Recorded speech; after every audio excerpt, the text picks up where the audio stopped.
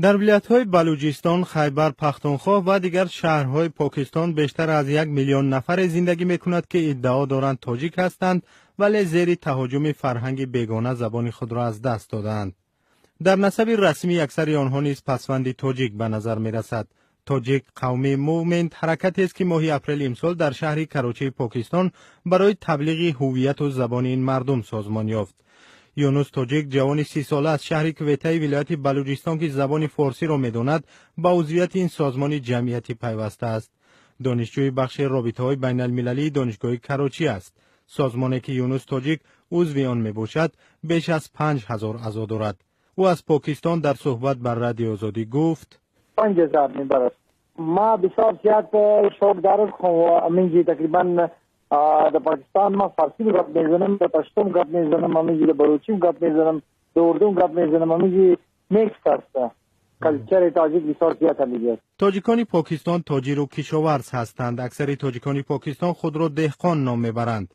این واژه در استفاده آنها معنی اشرافزاده را دارد. عارف آخوندزاده، پژوهشگر تاجیک مقیم 400 پاکستان و مؤلف پژوهش و کتاب نوی تاجیک‌های گمشده پاکستان، روز 27 ایول در صحبت کتبی بر رادیو آزادی نوشت تا عصر 15 تاجیکان در قلمرو این کشور حکومت داشتند و زبان گفتگویشان فارسی بود.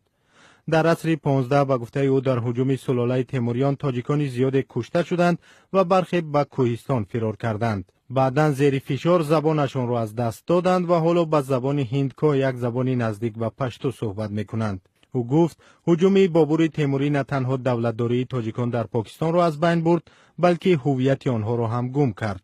بیش از 500 سال باز این مردم را چون یک قوم پشتون میشناختند، هرچند تاجیکان هیچگاه خود را پشتون نمیدانستند.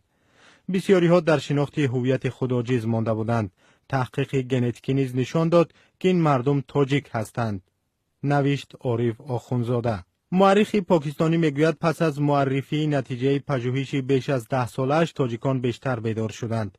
حالا تلاش میکنند در مجلس‌های محلی نماینده داشته باشند. سعدی یوسفی، تحلیلگر تاجیک که 20 سال پیش با زندگی تاجیکان پاکستان شناس شده است، میگوید با احتمال زیاد شماره تاجیکان به بیش از 2 میلیون میرسد، ولی این شماره در جمعیت 200 میلیونی این کشور یک اقلیت بسیار خرد هستند. او در یک صحبت کتبی بر رادیو آزادی نوشت در 2-3 سال اخیر آنها فعالتر شدند، حزب سیاسی دارند و در سطح بلوچستان برای حقوق خود مبارزه میبرند. پاکستان یک کشور بسیار ملت هست که در همسایگی افغانستان و هندوستان جایگیر است. اکثر تاجیکان این کشور در ولایت‌های هممرز افغانستان زندگی می‌کنند. شماره آنها هنوز در پاکستان دقیق حساب نشده است، ولی در عموم پژوهشگران تعداد آنها را نزدیک 2 میلیون نفر می‌دانند.